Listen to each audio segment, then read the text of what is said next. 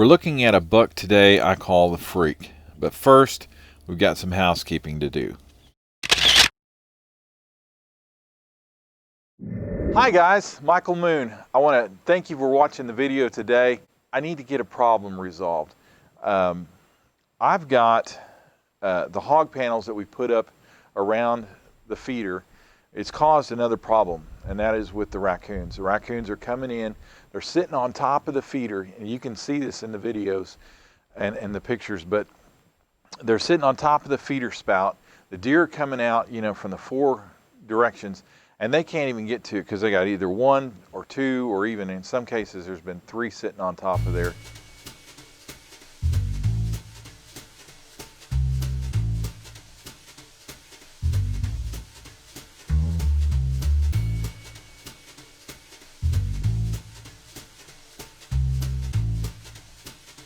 I'm just going to have to re-examine this. So I went in on this video and I started cutting limbs, getting ready to put an electric fence around. I wanted to keep the raccoons from having a bridge to climb over into the pen.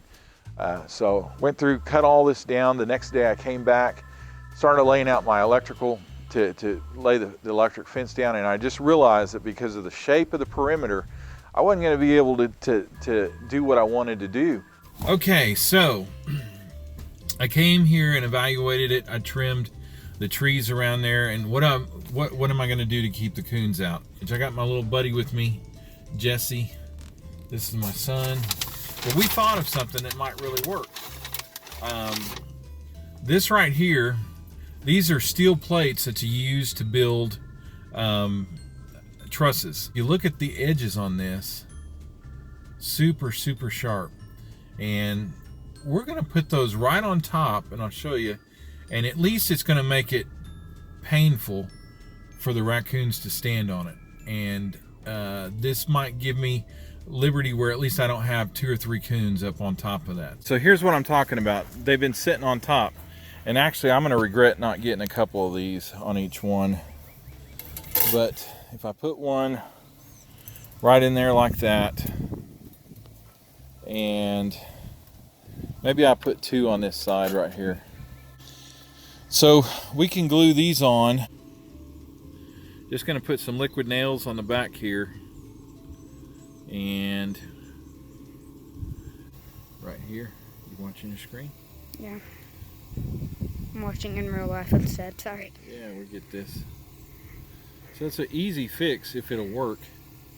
And I know they're going to get up here, but hopefully they end up with some bloody feet. Finished product there, Jesse. How exactly are they going to get up?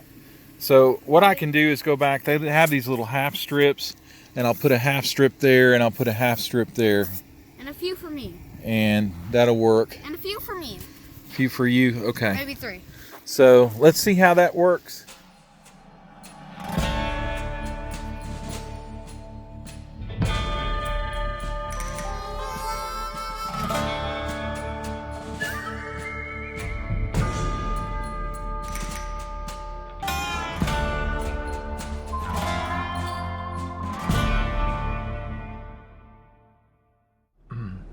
I lost to the coons. It's over.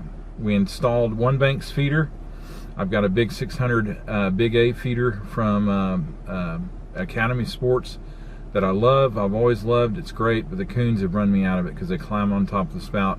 I've done all kinds of things to try to stop it. You've documented and seen it. So I lost. It's over. Game over.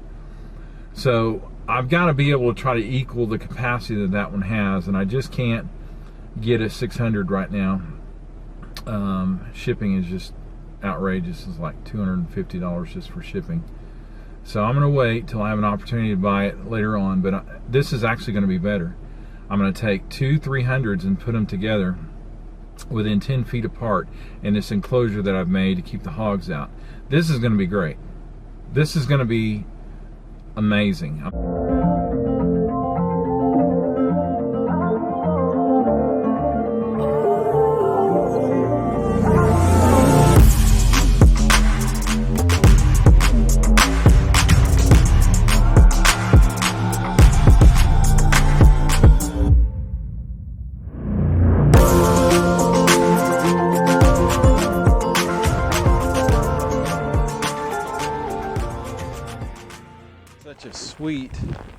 arrangement, I'll tell you.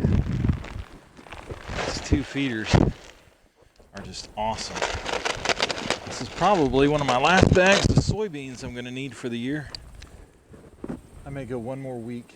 Their antlers are really starting to finish up.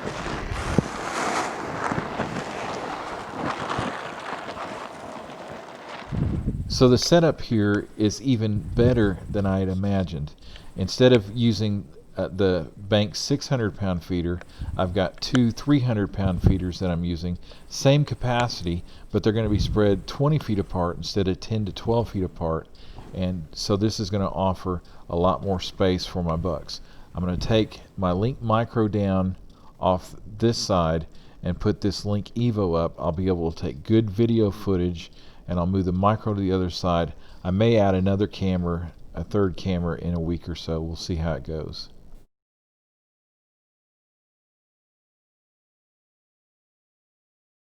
I've got the Freak coming in here. I've got other setups on the property coming back and forth from food plots, going into bedding areas, and those are ideal situations. But I think this is going to be my best bet, because what's going on right now is the Freak is feeding over in a 6-acre pea plot that I have, and he is coming back, and he's back here in this area by 6:30 in the morning. He is bedding just under the railroad tracks south on my property, off my property on another person's property, and he's coming in. And I think my best bet to kill him coming October 1 is going to be right here in this tree stand. So that's what I'm going to do. So, and if I have time today, I need to cut some limbs and try to get it done now so that I don't booger this area up. And then other than coming in from now on, other than coming in to put feed and feeders every 2 weeks, I'm going to leave it alone. And I think that's my best bet. First time that I saw the Freak was November 11th, 2018. The rut had just fired off, and he came right underneath my stand, the very stand that we're talking about right now.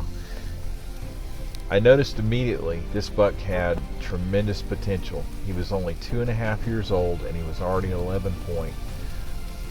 I couldn't wait to see what this buck would be like, you know, in 1, 2, 3 years from there.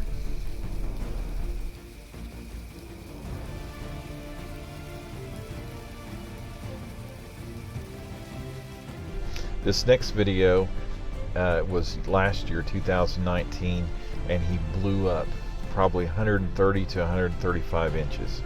And he's only 3.5 years old.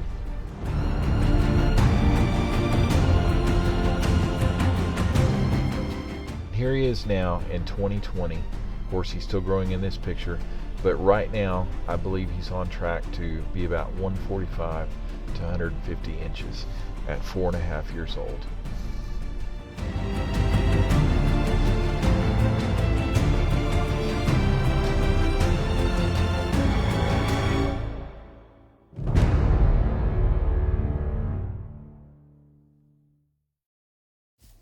We want to thank you for being with us on the video today.